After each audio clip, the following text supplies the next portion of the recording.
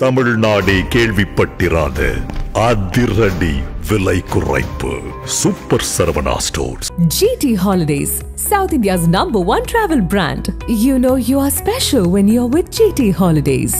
பழைய நகையை கொடுத்து வைட் 11 monthsல அதே எடைக்கு புது நகையை எடுத்துக்கோங்க. எக்ஸ்ட்ராவா ₹1 தர வேண்டாம். Magic old gold exchange.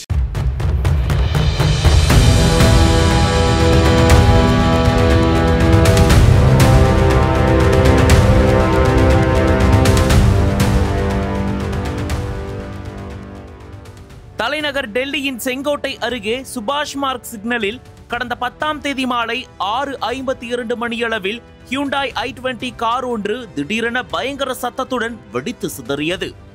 இந்த கொடூர குண்டுவெடிப்பு சம்பவத்தில் 12 பேர் உயிரிழந்த நிலையில் 2 பெண்கள் உட்பட 20 பேர் மருத்துவமனையில் சிகிச்சை பெற்று வருகின்றனர்.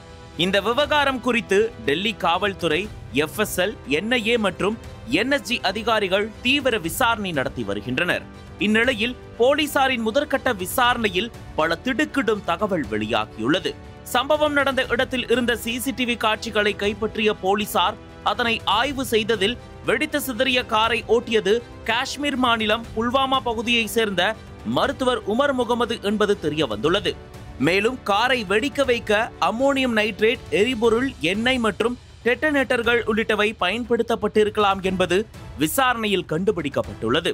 இந்நிலையில் இந்த சம்பவம் நடப்பதற்கு சில மணி நேரங்களுக்கு முன்பு ஹரியானா மாநிலத்தில் உள்ள ஃபரிதாபாத்தில் 3 மருத்துவர்கள் மற்றும் பெண் உள்பட 8 பேர் 2900 கிலோ வெடிபொருட்கள் மற்றும் பயங்கர ஆயுதங்களுடன் போலீசாரிடம் சிக்கினர். இதனிடையே இவர்களுக்கும் டெல்லி சம்பவத்துக்கும் தொடர்பு இருக்க அதிக வாய்ப்பு உள்ளதாக போலீசார் சந்தேகம் தெரிவித்துள்ளனர். அதே நேரம் கார் குண்டுவெடிப்பு சம்பவத்தை நிகழ்த்திய உமர் முகமது போலீசிடம் சிக்காமல் அவசரமாக இந்த கொடூரத்தை அரங்கேற்றி இருக்கிறார். மேலும் காரை ஓட்டி வந்த உமர் முகமது ஜெய்ஷி முகமது பயங்கரவாத அமைப்புடன் தொடர்பு இருப்பதாகவும் கூறப்படுகிறது. இச்சம்பவம் குறித்து விவரித்த டெல்லி காவல்துறை ஆணையர் சதீஷ் கோல்ச்சா, செங்கோட்டை மெட்ரோ ரயில் நிலையம் அருகே சரியாக 6:52 மணியளவில் சிக்னலை மெதுவாக கடந்த ஹியூண்டாய் i20 கார் வெடித்து இந்த சம்பவம் நடந்துள்ளது. CCTV காட்சிகள் அடிப்படையில் முகமூடி அணிந்த ஒருவர் காரை இயக்கியுள்ளார். முறைப்படி இந்த காரின் உரிமையாளர் ஜம்மு காஷ்மீரின் புல்வாமாவை சேர்ந்த தாரிக் மற்றும் முன்னாள் உரிமையாளர் முகமது சல்மானை கைது செய்து விசாரணை நடத்தி வருகிறோம்.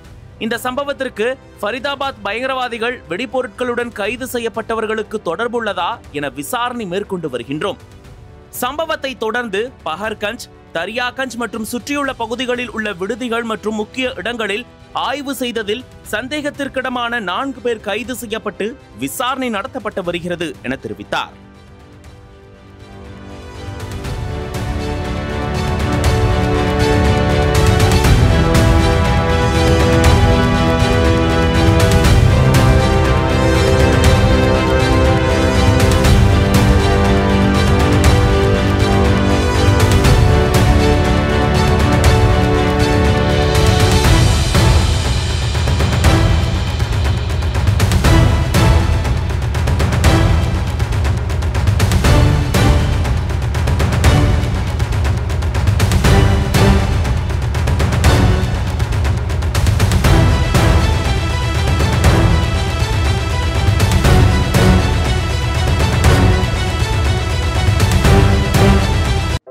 நக்கீரன் டிவிக்கு சப்ஸ்கிரைப் செய்யுங்கள்.